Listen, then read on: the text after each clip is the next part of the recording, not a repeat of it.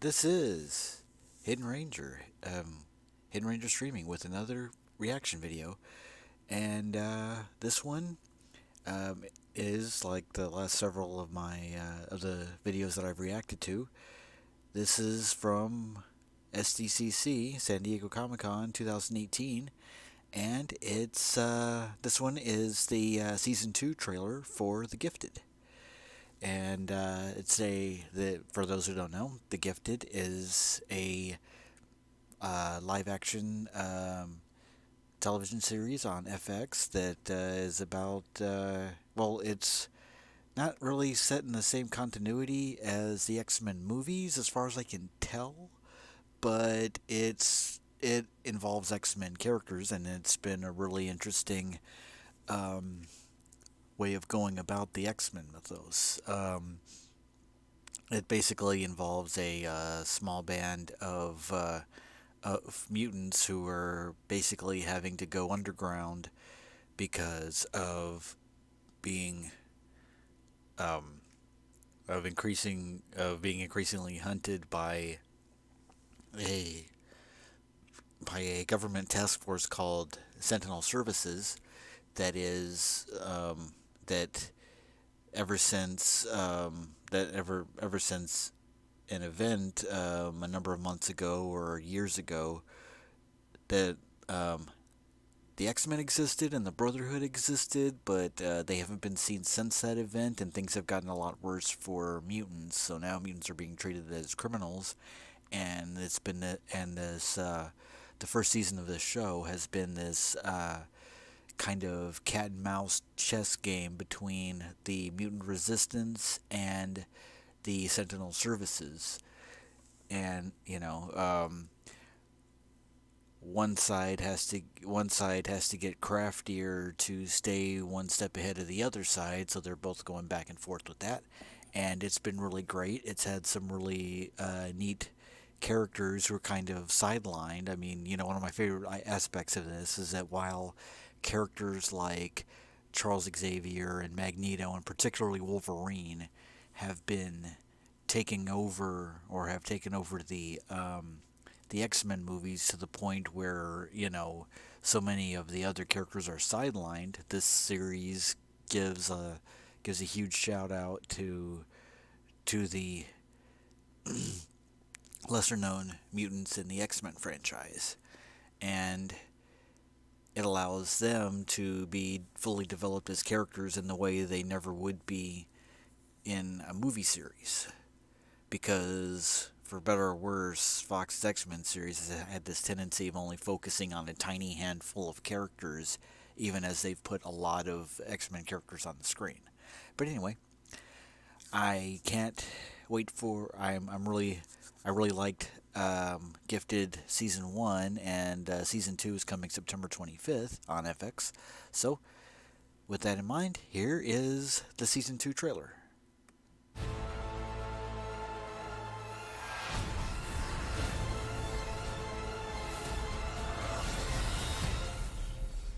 The Gifted.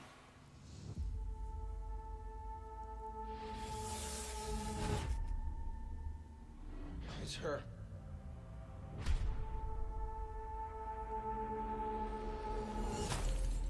I know her powers. I know what they feel like. She's out there.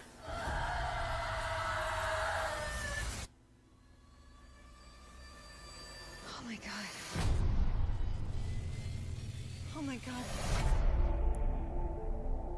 We all have demons inside. It's what you do with them that matters. Things are changing. A hard time is coming for mutants. Any of you ever heard the name Reva Page? She's one of the most powerful mutants still standing after 715. She took over the Inner Circle. And help us stop her. She now has Polaris. We don't have that kind of power. The baby's kicking. Your friends are never coming back. She'll kill them first. Forgive me. And if they stay with her, you'll have to kill them. We have many enemies. Some mutants still believe the failed dream of the X-Men. That we should live side by side with those who despise us. Others hide in the shadows. Welcome to the real underground. Which leaves us to fight for our freedom. She's preparing for war. We can't win. People are dying out there. We can't just give up. She's right. They're gonna have to deal with us. Go, now! Stop them, however you have to. Each of us has been given an extraordinary gift that will change the world. Our powers tell the truth. Even when we don't.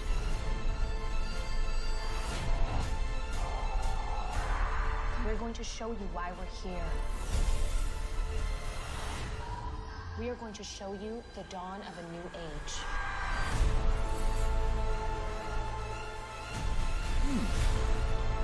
You weren't chosen by accident. You were chosen because we know who you are capable of being.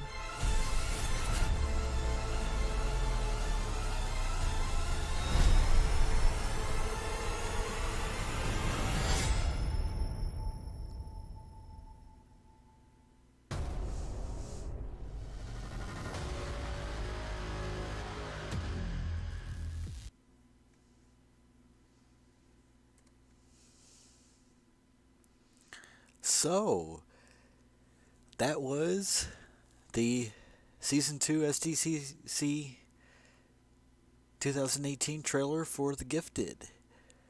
Holy crap, dude.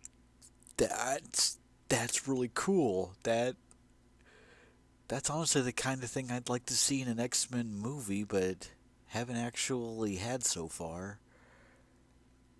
But I mean, you know, mostly it helps that this is kind of what the first season of the show has been building to. So there are a lot of interesting things going on. Like, it looks like, correct me if I'm wrong, but wasn't that city that Polaris kept blinking all the lights in and out of, was that Washington D.C.? If so, that's weird. Or it looks like some other state or city's capital. Huh. Interesting. And let's see, the new leader of, I guess, the Hellfire Club or the Brotherhood or whoever the opposing mutant side is calling themselves this time, Riva. Riva's something. That's interesting. I hadn't seen that character before. I hadn't heard of her. I think she's made up for this series, but I do like when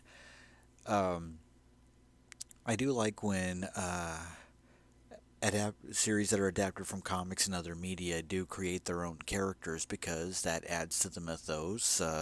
And you know, see Harley Quinn, Laura Kinney, aka X-23, even I think Jimmy Olsen and Perry White were created for like a Superman radio show, and then brought into the comics.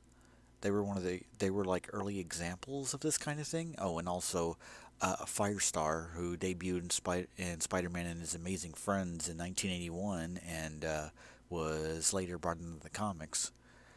You know, stuff like that. And now they got this character named Riva. She looks like a badass boss lady. That's going to be interesting, because she looks like she's kind of doing the Magneto thing, only without the helmet. Yeah.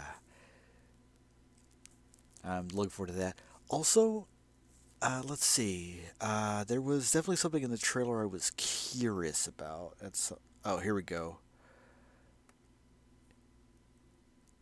hide in the shadows.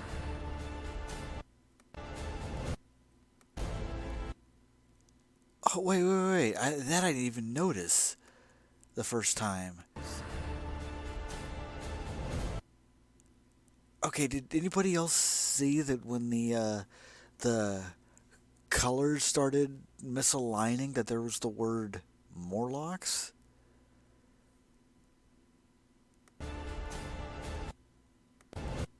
There we go. And I don't know if anybody can see that, but Morlocks. And that is a group of underground dwelling mutants who have been ostracized from society due to their appearance, because unlike a lot of mutants, they can't pass for humans, and so they can't pass for regular humans, so they end up being shunned. And it looks like the underground, Thunderbird, Blink, and so on are aligning themselves with Morlocks. But Welcome. who's this? That yeah, I could be somebody from the comics that I'm not immediately recognizing. Like, in terms of appearance, looks somewhat similar to a mutant named Gauntlet, who was a member of Apocalypse's Dark Riders back in the 90s and showed up in an episode of X-Men Evolution. But mostly I'm just getting that from like the weird eyepiece and hood combo. And character has a bandolier. Yeah, I have no idea who this is, and it's like, I'm sure there's already a lot of speculation about this. That's interesting. I have no idea who this could be. And then, I don't know, once they say his name, I'll probably be like, oh, okay, it's that guy. But at the moment, I have no clue.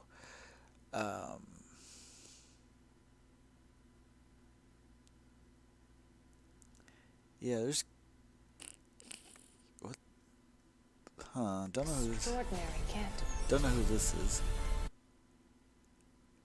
That's a whole lot of That will veiny mutant-y change things in this. The world.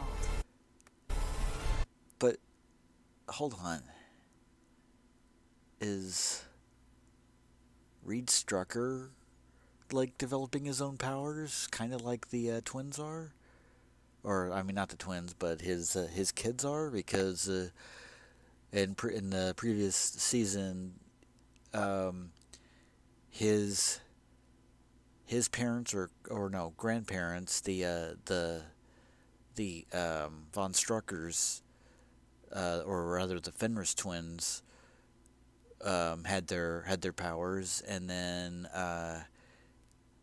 and I can't remember if his father had the same abilities, but it skipped him mostly because of experiments that his father was doing on them, and then his kids ended up expressing it. So I guess this is his powers finally manifesting themselves, huh? Yeah. Powers tell the truth. Also, it looks like this particular Strucker kid has decided to go angsty blonde, because he joined the Hellfire Club, or the bad guy organization, at the end of last season. So now he's just like, okay, I'm blonde now.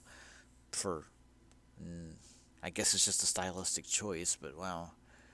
He kind of looks like he's been having the same character trajectory as Pyro in the first 3 X-Men movies, where he was a fairly innocuous student in the first one, and then in the second one he's all angsty and he joins the Brotherhood, and then in the third movie he's a full-fledged member of it and is just like an anarchist, just full of chaos and burning things. And then he gets headbutted by Iceman. But yeah, so it looks like this one here ends up, and like I'm blanking on what the character's name is. It's been a few months since Gifted's been on the air, but yeah, it looks like he's still angry. Even when we don't. And of course, here's Thunderbird, one of my favorite characters from the first season, who's doing some like underground fighting. That's interesting. Like if there's a skill set that he's very good at, it would be that. Particularly because he has superhuman strength, agility, animal senses, and yeah, don't piss him off. Yeah, that's John Proudstar Thunderbird, who in the comics has had one of the briefest X-Men careers of all time because he was only alive for like 3 issues, and those took place over like a 6-week period, and he ended up dying in his second mission with the X-Men because he was one of the X-Men characters who debuted in Giant Size X-Men #1 in 1975. He was basically really argumentative, had a hard time getting along with the rest of the group. But then again, you could say that about at least half of the team. But he joined at the same time that Wolverine, Colossus, Storm, Banshee, Nightcrawler, and a few others did, and he joined them for their first appearance for their first team outing with trying to save the original X-Men from Krakoa, a mutant island. And no, I'm not making that up. And then he underwent he and the rest of the team underwent like six grueling weeks of training, and then their second appearance, or their second mission, he decided to sacrifice himself to stop this airplane that was rigged with a bomb. Yeah, long story short. And then later his younger brother Jimmy Proudstar showed up, had taken on the codename Thunderbird, and was rather angry about the way that his brother had gone out, and then later joined a spin-off team of X-Men called X-Force, and he went by Warpath, and he got a lot more page time and more development than John Proudstar had ever done. And in fact, Jimmy Proudstar was briefly seen in X-Men: Days of Future Past as Warpath. He was a member of that small ragtag group of X-Men that basically, if you've seen the movie, they were seen in the opening scene, and things didn't go that well for them. But yeah, Warpath was pretty cool in that. What else could I talk about? Let's see. There's Polaris's pregnancy. She found out she was pregnant early in the first episode of season 1, and she's been, and yeah, I guess this is where she goes into labor. So I guess this will be set roughly 9 months after after the beginning of the previous season, so maybe a few months after the end of season 1. So, because I gotta imagine the first season took place over probably at least a few months. Let's see, who else do I want to discuss?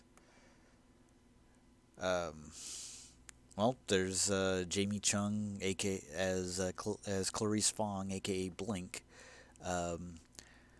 as usual, I like that that Blink is a character. She's one of my favorite X-Men characters. I thought she first came to my attention during the Age of Apocalypse storyline in the X-Men comics in '95, and she was a badass, and she made very sporadic appearances after that until a series called Exiles, where she started leading a team that jumped dimensions, and Jamie Chung's version of Blink was pretty cool. And I want to see more of her. I want to see more development with this character, because Blink was briefly shown in X-Men Days of Future Past, along with the other futuristic X-Men, and she was just basically there to look cool and make portals in interesting ways. Like I like the way she looked visually, and I like the awesomeness that happened when she creatively used her powers. But I kind of also wanted some personality. I mean, she was played by Fan Bingbing, and yeah, like, she looked cool. She just kind of wanted a personality. I just kind of wanted her to have a personality. And in The Gifted, where she's played by Jamie Chung, yeah, she definitely has a personality. She's very, like, unsure of her powers, but like very, like, snarky and passionate, and a bit rough around the edges, but she's fun to watch. So, I think that might be all I have to say, and I'm looking forward to all this coolness. So I'm definitely going to be looking for. Definitely going to be looking forward to this show when it comes back on September 25th on FX. So, this has been Hidden Ranger Streaming. And if you like this video, drop a comment, particularly if you have something, give me your own thoughts on this trailer. What do you think? Do you like it? Do you like the show overall? Is it a bunch of crap? Would you rather see Wolverine in this? Honestly, I could take or leave that, but or rather, honestly, I'm in no hurry to ever see Wolverine, really. Like, if they bring in characters from the X-Men movies, I'd kind of want it to not be Wolverine. I'd want it to be some other characters that have had less character development. Heck, the guy playing Reed Strucker is married to Anna Paquin, who played Rogue in the X-Men movies, so that might be an easy crossover to make somehow. Relatively speaking, I guess. But anyway, so yeah, leave a comment. Follow me on Twitter at HRStreaming for updates, and keep watching this space for more videos, such as the reaction videos that I've been doing lately. So, see you guys.